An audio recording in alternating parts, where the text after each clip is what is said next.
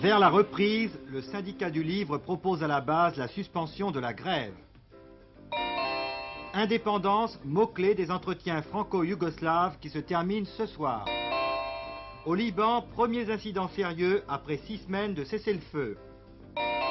Perrine Pellen, nouvel espoir de l'équipe de France au championnat du monde de ski.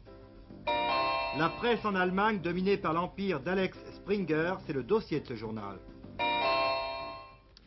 Madame, monsieur, bonsoir. Détente dans l'affaire du Parisien libéré. Le syndicat du livre CGT va proposer ce soir à ses adhérents de reprendre le travail et la négociation doit commencer demain. Mais avant d'aller plus loin, reprenons les événements dans leur ordre chronologique. Hier, le ministre du Travail avait reçu monsieur Amaury, le patron du Parisien libéré. Aujourd'hui, c'était le tour des représentants du syndicat du livre CGT. 15h30, les représentants du syndicat du livre arrivent rue de Grenelle au ministère du Travail. Ils succèdent dans le bureau de M. Belac à M. Amaury, patron du Parisien libéré, reçu hier après-midi. En arrivant, les délégués syndicaux ont dans la poche le plan en 5 points réclamé par la CGT pour l'ouverture des négociations. Ce plan concerne le reclassement de tous les ouvriers licenciés en mai et juin 1975. 17h45, après plus de 2 heures d'entretien, la Fédération du Livre propose la suspension de la grève. Compte tenu de la mission et du mandat qui lui ont été confiés, la délégation considère que cet entretien dégage des perspectives du règlement du conflit. Dans un premier temps, M. Motin recevra la délégation dès demain, mercredi 8 décembre à 14h30. Par ailleurs, la délégation a demandé l'examen rapide des problèmes de l'imprimerie de labeur occupée et du rapatriement des travaux d'expression française confectionnés à l'étranger. L'engagement a été pris d'une réunion très prochaine sur l'ensemble de ces questions par un proche collaborateur du Premier ministre. De ce fait, la délégation demandera aux travailleurs d'en apprécier les résultats et de suspendre l'arrêt de travail dès ce soir. En ce moment donc, les ouvriers en grève votent dans les imprimeries. M. Belac était ce soir optimiste.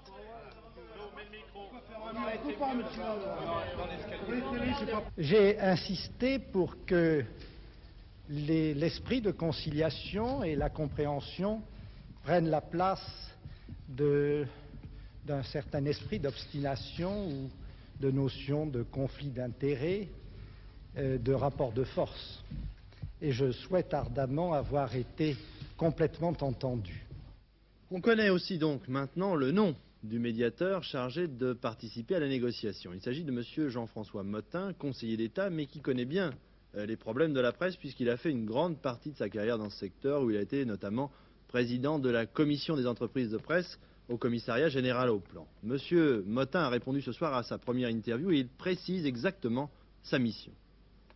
Ce n'est pas une tâche de médiation, vous voyez, pas du tout. C'est même plus exactement la recherche à côté des uns comme des autres de la solution qui peut être acceptable pour les uns et pour les autres, mais sans possibilité de décider quoi que ce soit en dehors de la libre décision que les différents intéressés prendront eux-mêmes d'un commun accord. Est-ce que vous pensez que les positions de M. Amaury et celles du syndicat du livre sont conciliables? Je n'ai jamais vu de position qui, le moment venu et à l'épreuve des faits, soit définitivement inconciliable. Puisque nous en sommes au point où nous sommes actuellement, c'est que certainement une conciliation est possible, elle sera, je crois, difficile. Elle sera très difficile, peut-être même, mais je la crois possible et réalisable. Vous allez donner la priorité à quoi? La solution du problème social ou à celle du problème industriel? Oh, les deux sont liés. Les deux sont liés. En définitive, je compte partir sans idée préconçue aucune, voir tous les éléments du problème, mais tout commence par une étude. Et ce n'est qu'une fois que j'aurai fait une étude complète du problème que je serai à même, avec ceux qui étudieront ce problème auprès de moi, de proposer des éléments progressifs vers une solution. Mais une solution ne se trouvera pas tout de suite. Elle sera faite d'un certain nombre d'éléments de solutions qui finiront par être une solution d'ensemble, je l'espère. Il y a très exactement 19 mois, aujourd'hui, c'était le 7 mai 1975, les ouvriers du Parisien libéré, menacés de perdre leur emploi, décidaient d'occuper leurs ateliers. 19 mois. Il a fallu donc plus d'un an et demi à la Cour d'appel de Paris pour ordonner l'évacuation, manu militari si besoin était, des locaux de ce journal. Entre ces deux dates, 7 mai 1975, 30 novembre 1976, que de sacrifices, de désordre, de gâchis. Pour permettre à leurs camarades grévistes de vivre. Les ouvriers du livre parisien ont versé régulièrement à leur syndicat une partie de leur salaire.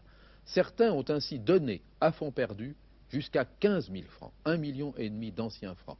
Bel exemple de solidarité, unique, je crois, par sa durée dans l'histoire syndicale française. Mais efforts qui ne pouvaient se perpétuer. Dans certaines familles, ces privations devenaient source de discorde. Pour appuyer le mouvement des ouvriers du Parisien libéré, le syndicat du livre, durant ces 19 mois, a lancé une demi-douzaine d'ordres de grève, soit une perte globale pour l'ensemble de la presse française d'au moins 1 milliard d'anciens francs. Et voici qu'en 3 jours, à la suite d'un acte d'autorité que chacun est libre d'apprécier à sa guise, peu importe, en 3 jours, l'abcès se débride, des gens qui n'avaient jusqu'ici personne à qui parler trouvent des interlocuteurs, M. Amaury retrouve, lui, comme par enchantement, le chemin du ministère du Travail. Bref, on s'apprête à causer par médiateur interposé. Tant mieux, certes. Et sans doute ce soir, les premiers à avoir un peu d'espoir sont ceux qui, depuis 19 mois, faisaient grève. Une question tout de même. Une dernière, espérons-le, sur cette trop longue affaire. Fallait-il vraiment, à la justice, un aussi long délai pour se prononcer, à l'exécutif, une aussi longue attente pour prendre des initiatives, sans trahir de secret? Je crois pouvoir dire ce soir que le Premier ministre lui-même s'est posé, en temps voulu, cette double question.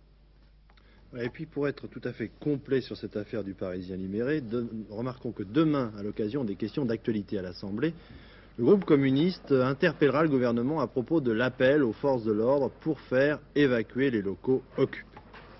En attendant, séance importante aujourd'hui à l'Assemblée nationale où les députés discutaient d'un projet d'extension des pouvoirs financiers du Parlement européen, sujet ô combien délicat. Et pourtant, les gaullistes, c'est-à-dire le RPR, a voté ce projet à quelques exceptions près connues, mais attention sur ce cas bien précis, ce qui ne les engage pas pour le prochain débat sur l'élection au suffrage universel de l'Assemblée européenne.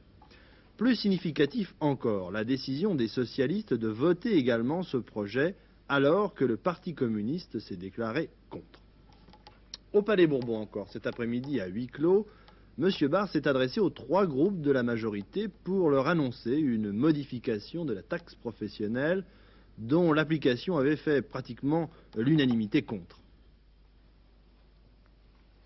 Eh bien, M. Barr, aujourd'hui, c'était le Père Noël. Dans sa hotte, un cadeau de 2 milliards qui a fait pousser un soupir de soulagement à la majorité. Celle-ci reprochait au gouvernement de lui avoir fait voter une loi augmentant d'une façon aberrante les impôts payés par les entreprises au bénéfice des communes. Certaines de ces entreprises pouvaient être amenées à fermer leurs portes ou à licencier du personnel pour faire face aux échéances. Le Premier ministre a promis, et ce sera voté jeudi, que l'impôt en accusation, c'est-à-dire la taxe professionnelle, ne pourra pas dépasser de plus de 70% celui de l'an dernier. Plus question de 150 à 200%. Autre geste, les délais de paiement pour les surtaxés comme pour les autres sont prolongés jusqu'au 31 décembre. Ceux qui ont déjà payé plus de 70% seront donc remboursés du surplus. Et ceux qui ont payé moins, il y en a un certain nombre, pourront dormir sur leurs 2 oreilles. Comme quoi, la persévérance des députés dans la grogne a été cette fois payante. Première réaction à cette décision, le CNPF, qui est satisfait du principe de ce plafonnement, la taxe professionnelle, mais reste hostile au niveau de ce plafonnement, 70% de hausse. Pour les patrons, c'est encore beaucoup trop élevé.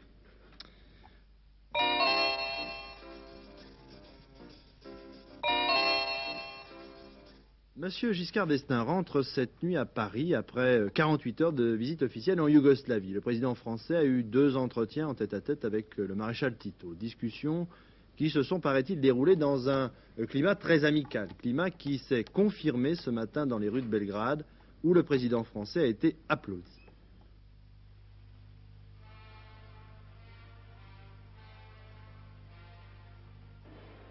C'est la tradition ici à Belgrade, tout chef d'État effectuant une visite officielle en Yougoslavie se doit de venir planter un arbre, un cèdre, au parc de l'Amitié. Avant Valéry Giscard d'Estaing, il y a une dizaine de jours, c'était Léonid Brejnev. Et comme pour le soviétique Brejnev, l'accueil de la rue, des habitants de Belgrade, une foule peut-être moins nombreuse, mais ce sont les Yougoslaves qui le disent, beaucoup plus spontanée. Et à l'image sans doute de ce qu'ont été les entretiens entre les 2 chefs d'État. Le président français insistant sur le rôle de la Yougoslavie aujourd'hui dans le monde, pays non aligné. et le président Tito justifiant ses 30 années de pouvoir à la tête d'un pays sorti aujourd'hui de ses propres querelles, résolument à l'écart des grands blocs, aussi bien Union soviétique qu'États-Unis. Avec enfin ce mot précieux à Valéry Giscard d'Estaing, indispensable au président Tito, indépendance. Nous sommes signataires l'un et l'autre de l'acte final de la conférence d'Helsinki. Nos ministres des Affaires étrangères participeront dans quelques mois à la réunion de Belgrade qui fera le point des progrès de la détente en Europe. Et nous avons donné dans le communiqué, comme vous le verrez, une définition commune de notre conception de la détente. La détente, ce n'est pas une détente de bloc à bloc. En Europe, c'est une détente de l'ensemble des relations intereuropéennes, quelle que soit la nature de ces relations et quels que soient les pays entre lesquels ces relations existent. C'est donc une politique de détente affectant sur un pied d'égalité l'ensemble des relations de toute nature entre tous les États européens. Et il faudra que la réunion de Belgrade soit soigneusement préparée. C'est pourquoi nous sommes mis d'accord pour que nos diplomaties étudient en commun les conditions de préparation de cette prochaine réunion. Nous serons une noix très dure à croquer, a dit le maréchal Tito. Autrement dit, et là c'est un proverbe serbe, autrement dit, nous serons un os difficile à avaler, pas plus par l'URSS que par d'autres. Et là, on avait le sentiment que le maréchal Tito, 84 ans, cherchait à prendre date avec le futur, avec l'après-titisme. Nous avons résolu nos problèmes, l'unité nationale est chose réglée, a-t-il dit. Autrement dit, après moi, ce ne sera pas le chaos et personne ne pourra en profiter. Voilà un langage qui, bien sûr, n'était pas destiné directement à Valéry Giscard d'Estaing, mais qui lui a fait plaisir. Tout comme ce coup de pouce à la conférence Nord-Sud. En échange, Tito a demandé que la présence économique française soit renforcée et que la France permette un rapprochement de la Yougoslavie avec le marché commun. On pouvait s'y attendre. Les Libyens qui ont acquis la semaine dernière 10% du capital de Fiat ne seront pas des partenaires faciles. Dès aujourd'hui, les deux personnalités libyennes qui siégeront au conseil d'administration affirment qu'ils n'ont pas du tout l'intention de jouer les utilités, mais bel et bien de participer à la gestion de la société qui, vous le savez sans doute, fabrique non seulement des voitures, mais aussi du matériel militaire et possède d'autres sociétés comme le quotidien La Stampa, qui, il y a quelques années, avait publié un article satirique sur le colonel Kadhafi. Le chef d'État libyen, à l'époque, avait demandé le renvoi du rédacteur en chef, il ne l'avait pas obtenu, mais aujourd'hui, les associés de M. Agnelli déclarent « Si un nouveau conflit éclate, Fiat devra intervenir pour modifier la ligne du journal ou le supprimer. » M. Waldheim vient d'être réélu ce soir secrétaire général des Nations Unies. Au premier tour, la Chine populaire avait opposé son veto. Liban, la paix continue de régner à Beyrouth et dans le reste du pays. Je veux dire qu'il n'y a plus d'affrontement entre les différents partis en présence. Par contre, on assiste à des règlements de compte intérieurs entre les multiples organisations de la résistance palestinienne. À Beyrouth même, excepté quelques rares attentats individuels, le calme est total. La vie reprend normalement son cours, petits marchands dans les rues, approvisionnement sans problème en fruits et légumes, les Libanais évitant tout de même de passer d'un secteur à l'autre. Et pour la première fois aujourd'hui, depuis 6 mois, des dirigeants chrétiens et libanais de gauche se sont rencontrés. M. Béchir Gemayel, commandant militaire des phalanges, a traversé le quartier musulman pour rendre visite à son homologue progressiste. La voiture de M. Gemayel était tout de même escortée de 2 camions de casques blancs de la force arabe. Mais si cela va mieux entre Libanais, c'est entre Palestiniens que la situation se dégrade. Ainsi, dans un camp de réfugiés à proximité de Tripoli, les Palestiniens de Arafat se sont battus contre les Palestiniens de la Saïka, l'organisation pro-syrienne. La Saïka veut réoccuper les quartiers d'où elle avait été chassée il y a quelques mois. Ces violents accrochages auraient fait plus de 27 morts. À signaler que pendant tous les combats, les forces des casques blancs syriens ne sont pas intervenues.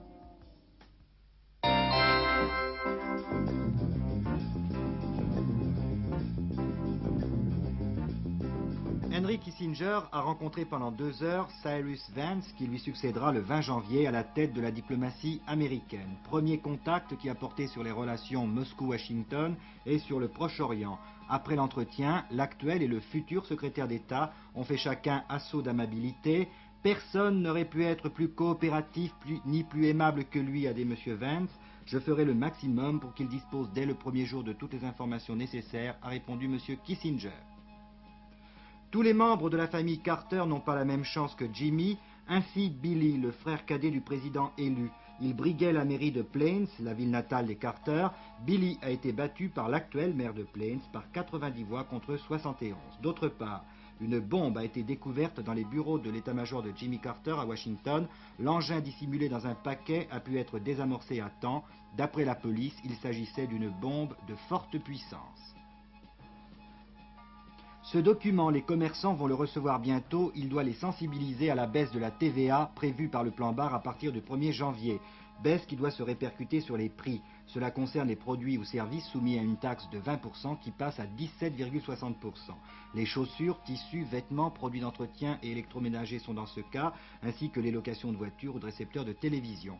À partir du 1er janvier, ces prix baissent de 2%. Voici la JS01, la dernière née Ligier que l'on voit ici sur le circuit du Castellet. Comme le veulent les règlements 77, la carrosserie a été abaissée, le capot enveloppant abandonné, la suspension arrière revue. Autre nouveauté, toujours à cause des règlements, sa puissance est de 515 chevaux. Il y aura 2 modèles tout neufs de cette Ligier qui seront confiés au pilote Jacques Lafitte dès le prochain Grand Prix de la saison qui doit avoir lieu au mois de janvier en Argentine.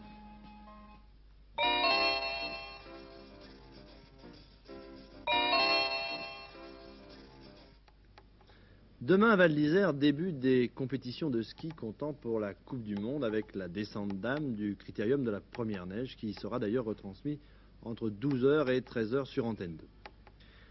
Il était une fois, il y a bien longtemps, une équipe de France de ski qui marchait très bien avec Jean-Claude Killy, Marielle Guachel, etc., etc.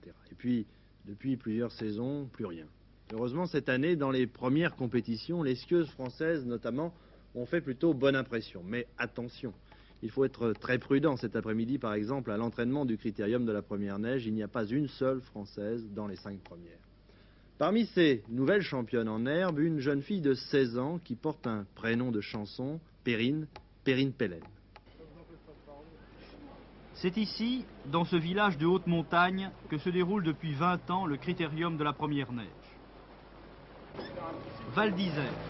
La station a vu naître et s'épanouir les plus grands skieurs. Henri Oreiller, les sœurs Guachel, Jean-Claude Killy. Depuis, la relève est venue, avec plus ou moins de bonheur. La benjamine de l'équipe de France, Perrine Pellen, 16 ans, est prête pour les grands débuts. La voici à Val d'Isère, dans la descente chronométrée. Révélation des World Series, 2e à Aprica il y a quelques jours, Perrine Pellen est née à Boulogne-Billancourt et habite Saint-Martin-d'Hyères, près de Grenoble. La jeune skieuse, peu accoutumée aux questions des journalistes, hésite à répondre. Elle n'a certes pas encore l'assurance d'une Serra ou d'une De Bernard. Néanmoins, elle apparaît optimiste et très courageuse. Oh, ça se passe très bien. Oh, la piste est bien, c'est bon. Vous n'êtes pas un petit peu étonné de votre ascension rapidement au sommet, là? Si, très, comme tout le monde. Quels sont vos espoirs maintenant, ici, dans cette équipe de France? Vos espoirs immédiats, disons, Coupe du Monde. On va essayer de confirmer ce que j'ai fait, puis après on verra. Elle a de bonnes bases. Je pense que c'est une fille qui, d'ici un an ou deux, risque d'être là régulièrement en Coupe du Monde. Quelles sont ses principales qualités, selon vous? Disons que c'est une fille qui est très simple et je crois que c'est la qualité d'un champion. C'est une fille qui ne prendra pas la grosse tête et je crois que c'est ce qu'il faut pour être un grand champion. Encouragée par ses aînés Daniel De Bernard et Fabienne Serra, ici en piste avec le dossard numéro 31, Perrine Pellen fera le maximum. Mais dans cette première descente de la saison en Coupe du Monde, Val d'Isère est une source de tracas pour l'entraîneur français. On a des jeunes, certes, mais ces jeunes n'ont aucun métier. Sur une descente comme ça où le métier prime, c'est une descente facile où il faut un métier extraordinaire pour pouvoir gagner des centièmes de seconde à tous les mètres. Eh bien, je pense que là-dessus, elles auront de la difficulté à faire un résultat qui est relativement correct. Espérons. Il nous faut ce soir reparler de l'affaire du CAS de la Société Générale de Nice. Une affaire qui, selon la police, suit son cours, avec tout de même des éléments nouveaux. Ainsi, Daniel Miculecci, arrêté à Bruxelles, en possession de lingots d'or, sera extradé avant la fin du mois, ce qui porte à 12 le nombre des complices du cerveau Spaggiari arrêtés jusqu'à ce jour. À propos de cette affaire, on a beaucoup parlé de Nice et des contacts entre Spaggiari et certaines personnalités de la municipalité. Aujourd'hui, M. Jacques Médecin, le maire de Nice, contre-attaque. Spaggiari faisait partie de la catégorie des gens que je connaissais parce que je les voyais de temps à autre. Un photographe peut parfaitement, sans aucune autorisation spéciale, venir photographier un mariage à la mairie de Nice. Certains photographes se spécialisent dans les photographies de mariage. Il était de cela. Pourtant, on dit que c'était ce qu'on appelle un de vos agents électoraux.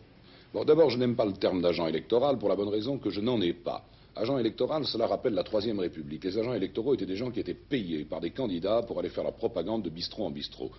Je n'ai autour de moi que des gens qui sont mes supporters à titre parfaitement gratuit et parfaitement gracieux. Donc d'agent électoral, je n'en ai pas. Je sais que cela existe encore dans certaines villes de France, mais moi, je n'ai jamais eu d'agent électoral au sens étymologique du terme.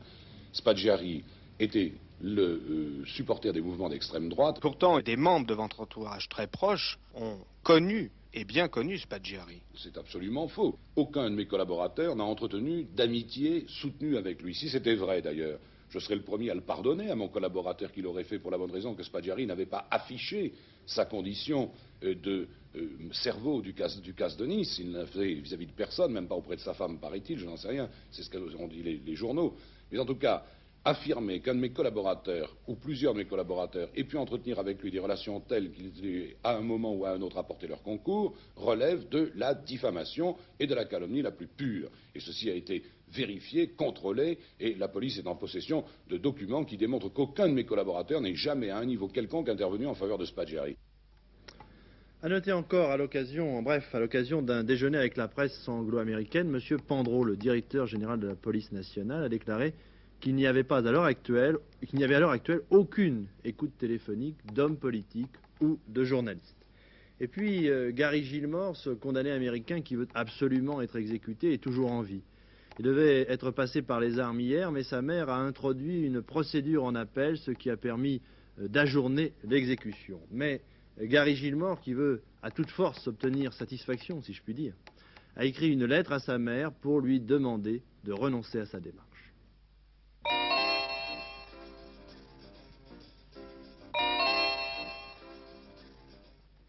Avec le conflit du Parisien libéré et l'affaire Hersant, depuis la fin de l'été, les problèmes de la presse ont souvent occupé le devant de l'actualité française. L'affaire du Parisien libéré, opposant les ouvriers du livre CGT à la direction de leur journal, pose le problème de la mutation technologique de la presse moderne. L'affaire Hersant pose, elle, le problème du respect de la pluralité d'idées des journalistes qui se retrouvent à l'intérieur de grands groupes rassemblant plusieurs titres de journaux, mais dirigés en fait par un seul patron. La France n'est pas le seul pays où se posent ces deux problèmes à la fois. Vous allez le voir, en Allemagne de l'Ouest, par exemple, il existe l'Empire Springer, du nom de son propriétaire, un puissant groupe de presse de tendance conservateur.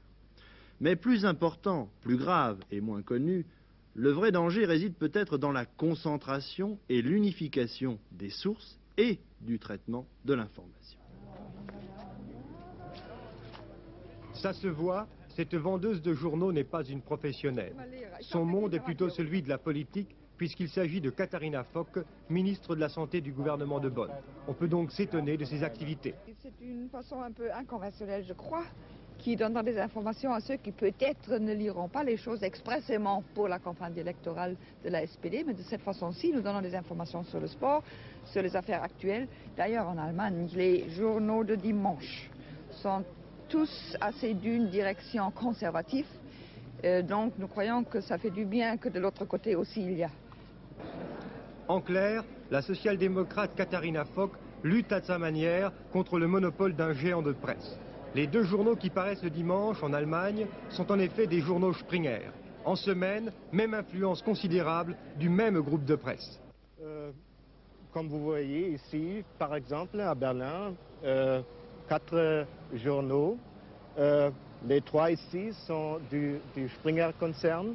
Seulement le Tagesspiegel est indépendant. Et la presse de Springer attaque toutes les choses qui sont libérales ou gauchistes. et fait propagande, et c'est très grave pour un nouveau nationalisme allemand. L'homme visé, Axel César Springer, reste imperturbable sous les flots des critiques. Il y est habitué, surtout depuis 1968, où il était devenu l'ennemi numéro 1 d'un monde étudiant en effervescence. À l'époque, sa maison d'édition avait été prise d'assaut et son nom était l'incarnation du mal capitaliste et réactionnaire.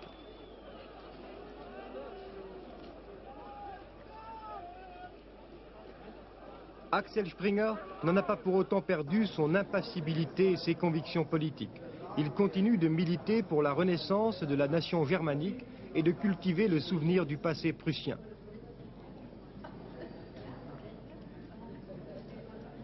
Il ne faut cependant pas exagérer l'influence politique d'Axel Springer.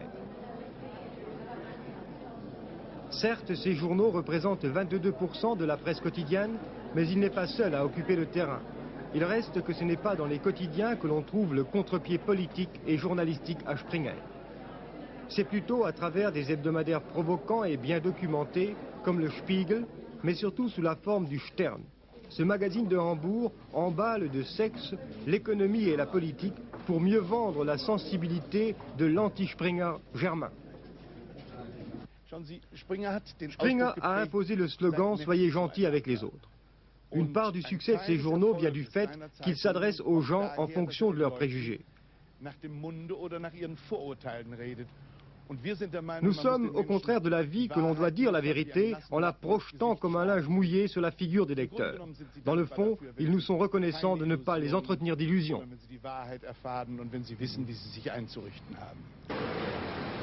En résumé, et à travers l'effet conjugué de la presse hebdomadaire et quotidienne, les Allemands ont encore les moyens de diversifier leur horizon politique, malgré des monopoles plutôt bien tolérés, autant par les partis que par le gouvernement. En somme, les Allemands ont certainement la presse qu'ils méritent, une presse dont on ne doit pas surévaluer les capacités d'endoctrinement. Je suis très sceptique sur le pouvoir de la presse. Pour l'essentiel, ce pouvoir est dû au fait que les hommes politiques y croient. En définitive, si la diversité de presse est un jour menacée, ce sera à un niveau mal perçu par le grand public. À Hambourg, les journalistes de l'agence de presse ouest-allemande profitent de la mémoire et de l'aide des ordinateurs pour rédiger des articles prêts à être imprimés. Demain, ces articles pourront éventuellement être acheminés électroniquement aux imprimeries des grands journaux allemands sans passer par les rédactions. On pourrait peut-être se demander s'il n'y a pas certaines forces qui deviennent inutiles là-dedans, dans le travail humain. Par exemple? Il se pourrait qu'on aurait besoin de moins de gens qui sont remplacés par la technique.